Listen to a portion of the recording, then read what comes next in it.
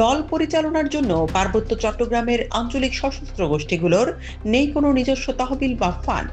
তবুও যুগ যুগ ধরে নিজেদের আধিপত্য বজায় রাখতে গোপনে মোটা অঙ্কের টাকা খরচ করছে এসব গোষ্ঠীগুলো।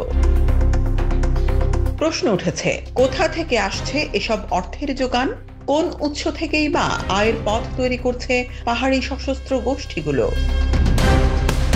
খোঁজ নিয়ে জানা গেছে, আঞ্চলিক দলগুলোর আয়ের প্রথম উৎস বছরে অন্তত 500 কোটি টাকার চাঁদাবাজি। সরকারের উন্নয়নমূলক কাজ শুরু হলেই পাহাড়ি প্রত্যেকটি সংগঠন গড়ে 5% হারে চাঁদা আদায় করে সেখানে। তবে চাঁদাবাজির ঘটনা সবচেয়ে বেশি পরিবহন সেক্টরে। পাহাড়ের প্রতিটি ছোট বড় গাড়ি থেকে ন্যূনতম 5,000 টাকা করে চাঁদা আদায় করেন সশস্ত্র গ্রুপের সদস্যরা। এসব অর্থ হাত বদল হয়ে প্রতিদিন জমা হচ্ছে দলীয় কোষাগারে, কখনো বা পৌঁছে যাচ্ছে দলীয় হাইকমান্ডের কাছে। চাঁদাবাজির পরপরই পাহাড়ি সশস্ত্র গোষ্ঠীগুলোর আয়ের অন্যতম খাত মাদক ব্যবসা। গত 1 বছরে পার্শ্ববর্তী দেশ ভারতের মিজোরামে মাদক ব্যবসার সঙ্গে জড়িত থাকার অভিযোগে সন্তু লারমার নেতৃত্বাধীন জেএসএস এর 11 সদস্যকে গ্রেফতার করে সেখানকার পুলিশ। চলতি বছরেও 11 কোটি টাকার 2টি বড় মাদকের চালান আটক হয়েছে সেখানে। পরে সেখানকার আইজল পুলিশের তদন্তে বেরিয়ে আসে, পার্বত্য চট্টগ্রামের খাগড়াছড়ি ও রাঙামাটির সীমান্ত এলাকায় জব্দ হওয়া মাদকের চালানের পেছনে জেএসএস এর একটি বহুস্তর বিশিষ্ট নেটওয়ার্ক কাজ করছে।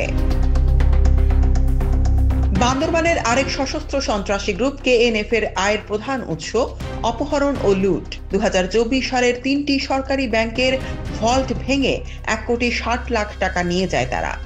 এখনো বান্দরবানে ঘুরতে গিয়ে তাদের হাতে ছিনতাইয়ের শিকার হচ্ছেন পর্যটকরা। সাম্প্রতিক সময়ে পার্বত্য চট্টগ্রামে অবৈধ পথে গরু, কসমেটিক্স, বার্মিজ সিগারেট এবং অ্যালকোহল কেনাবেচা আগের চেয়ে বেড়েছে। এসব ঘটনায়ও ঘুরে ফিরে আসছে পাহাড়ের 6টি সশস্ত্র গ্রুপের নাম। পাহাড়ের বাসিন্দারা ক্ষোভ প্রকাশ করে জানান, এসব আঞ্চলিক সশস্ত্র গোষ্ঠীগুলোর কাছে বহুদিন ধরে জিম্মি হয়ে আছে স্থানীয় পাহাড়ি এবং বাঙালিরা। খাগড়াছড়িতে একটি মোবাইল অপারেটর প্রতিষ্ঠান থেকে 4,80,00,000 টাকা চাঁদা না পেয়ে নেটওয়ার্ক সংযোগ বিচ্ছিন্ন করে দেয় ইউপিডিএফ এর সদস্যরা। একইভাবে বান্দরবানের সোনালী ব্যাংকের রুমা শাখার অপহৃত ব্যাংক ম্যানেজার নেজামুদ্দিনের কাছ থেকে 15 লক্ষ টাকা মুক্তিপণ আদায় করার পরই তাকে ছেড়ে দেয় কেএনএফ এর সদস্যরা।